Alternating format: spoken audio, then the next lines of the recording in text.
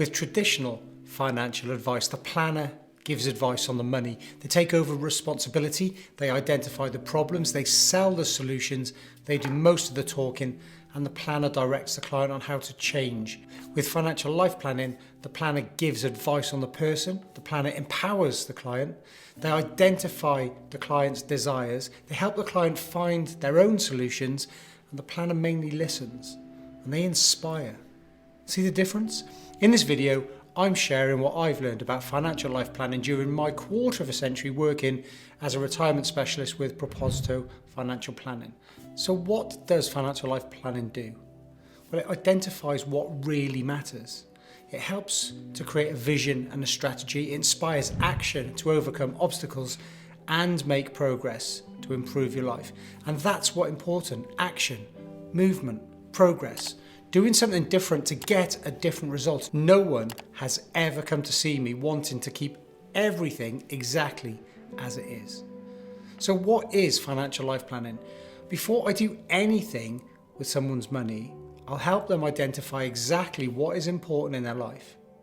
But what does that mean? Financial life planning is a structured process that is nothing more than an in-depth discussion about what is truly important. It will help create a vision that inspires you to figure out your own next steps. With a priority in order, you can focus your life force, and that's your time, your energy, and your ability, on doing first things first. Our aim is to help people discover their goals. We want them to be able to live a more fulfilling life.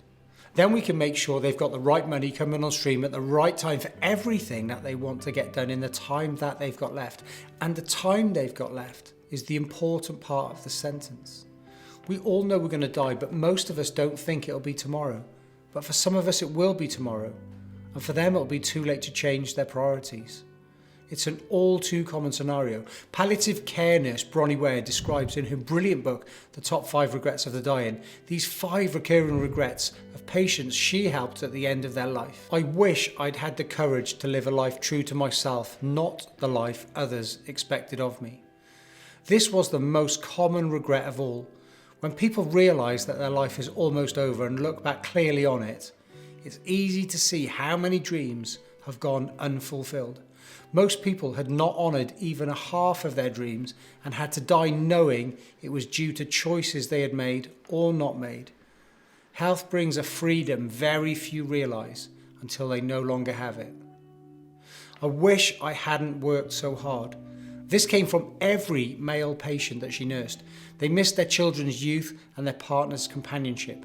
Women also spoke of this regret, but as most were from an older generation, many of the female patients had not been the breadwinners. All of the men she nursed deeply regretted spending so much of their lives on the treadmill of a work existence. I wish I'd had the courage to express my feelings. Many people suppressed their feelings in order to keep the peace with others.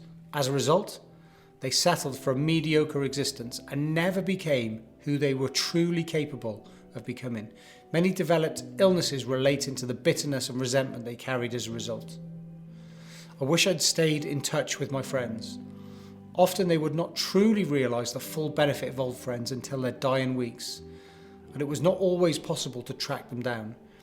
Many had become so caught up in their own lives they had let golden friendships slip over the years. There were many deep regrets about not giving friendships the time and effort that they deserved. Everyone misses their friends when they're dying. I wish that I'd let myself be happier. This is a surprisingly common one. Many did not realise until the end that happiness is a choice.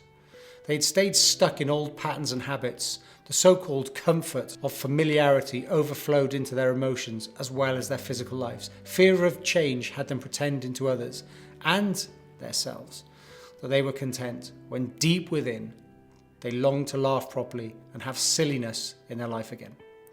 And remember, there's only 3 things that you can do with money. You can spend it on things that matter today. You can invest it so you can spend it on things that matter in the future. Or you can give it away to people you love or causes you care about. You can't do anything else with it. You can't take it with you. There are no pockets in a shroud. Financial life planning helps people answer the only question standing between them and their best life. I ask it, and then I remain silent and listen. What do you feel are the most essential elements of a fulfilled life for you?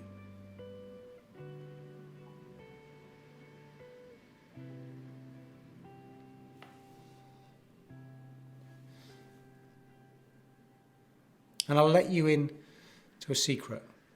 When we delve into this with people over the course of 2 or 3 meetings, it's never, ever about more money or more stuff.